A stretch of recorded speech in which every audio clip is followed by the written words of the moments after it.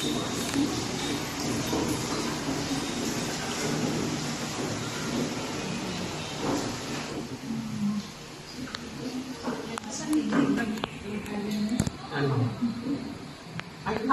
gamit ng may pinakamataas na karangalan, pasalubungan natin ng palakpakan. Ayaw nung pagtatapos, mula ang aking inay, pero umakyat sa stage para isuot ang mga ganito parang nakuha ko. Ngunit ayos lang sa akin yun. Susupresahin na naman siya sa aking pag-uwi ng probinsya. Ito ang oras ang tinagal ng aking biyahe at ito ang naging dahilan ng aking pagkagabi. Unang beses ko lamang kasi noong bumiyaheng mag-isa. Habang ako'y napalapit na naglalakad sa kinaroroonan ng aking inay ay... Huh? Pinapakaliwanag. Anong liwanag na yun? May kasiyahan ba? Papalapit ako ng papalapit. Hindi ko marinig ang mga tunog ng pa ako sa pag-iisip ko. Ano ang liwanag na yun? Papalapit ako ng papalapit. May mga narinig ako tunog ng gitara. May mga mesa. At mga naglalaro ng baraha.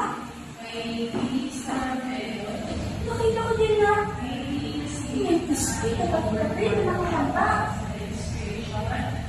Ano ito?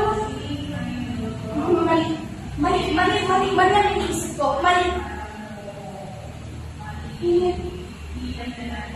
Mali tama ang nasa isip ko na yun ay isang laman. Makita daw Sino ba ako? Sino ba ako? Sino ba ako?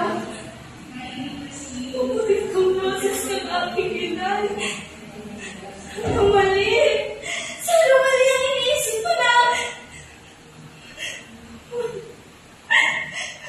Aking inay ang naroon. Kapahigpit ako sa mga hawak kong medalya na ipagsusurpresa ko sana sa kanya. Lumapit ako. Narating ko at si...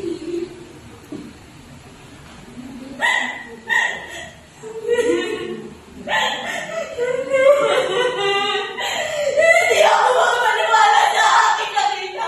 Hindi ko matanggap. Hindi! Wala ako sa aking sarili.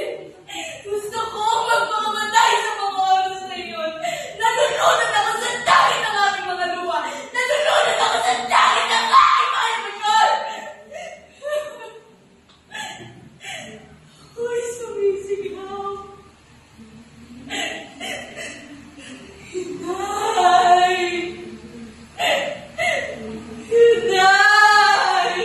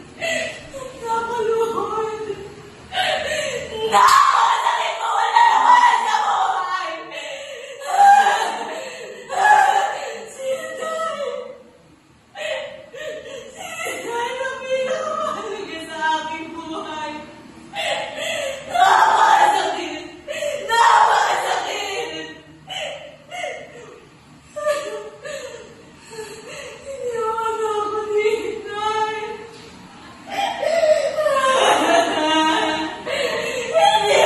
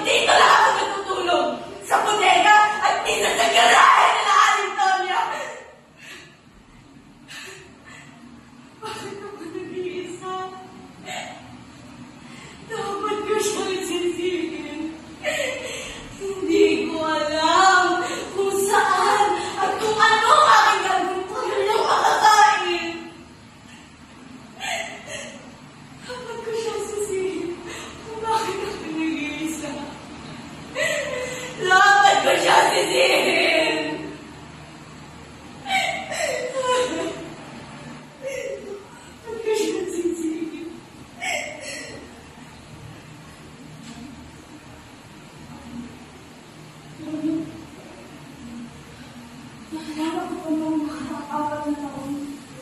Naalala ko pa rin ang feeling sa akin eh, Kayla.